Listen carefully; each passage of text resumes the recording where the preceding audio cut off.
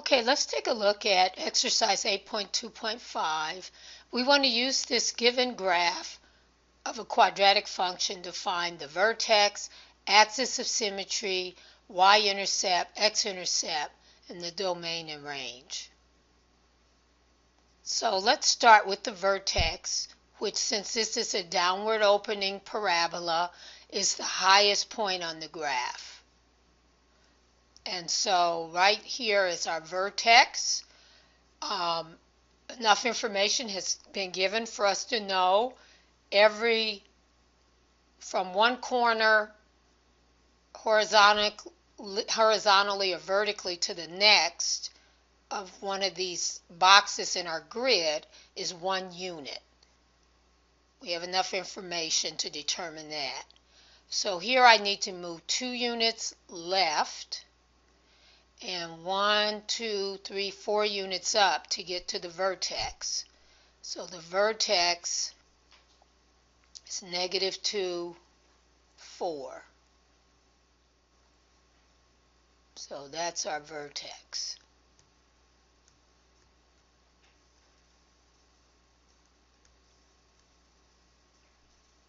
So from the origin, I move 2 units left and 4 units up to get to the vertex.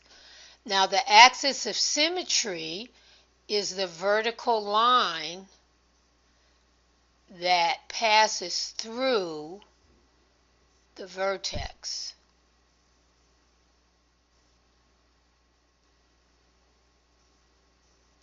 So right here, this vertical line has equation x equal -2, and that's our axis of symmetry. So the axis of symmetry is actually always x equal to h. In this case, h is -2.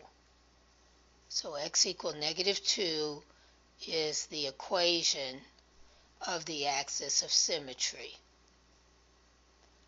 The y-intercept is a point that lies on the y-axis, and we see this is the origin. This is where I move 0 units left, or 0 units horizontally, 0 units vertically from the origin. So the origin is the y-intercept.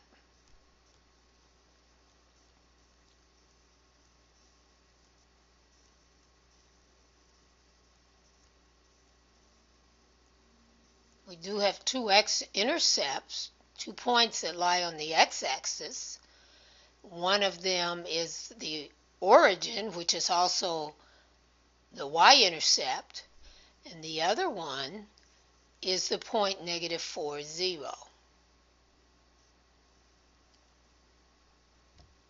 So the x-intercepts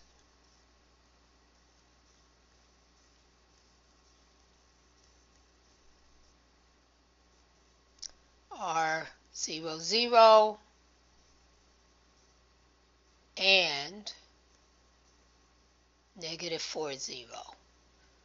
So anytime our y-coordinate is 0, our point is an x-intercept.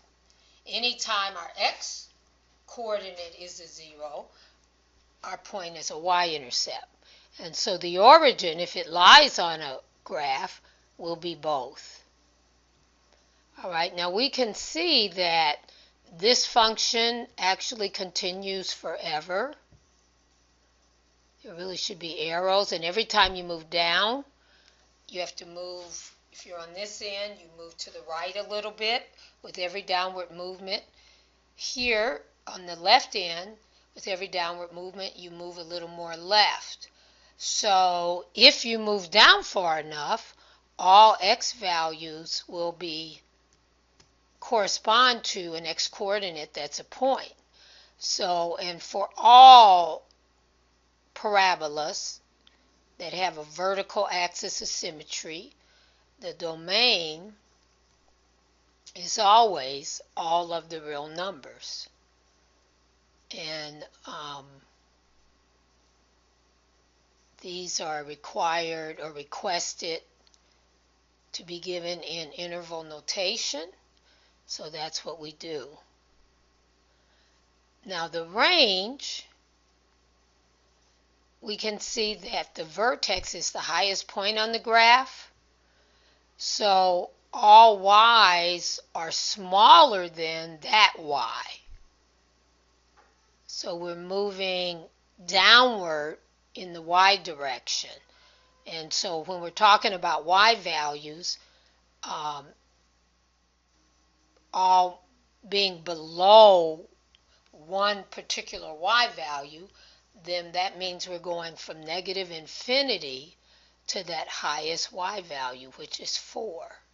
And that is actually, there actually is a point on the graph that has a y value of 4, so that's our range. And these are the questions that we were asked about this graph.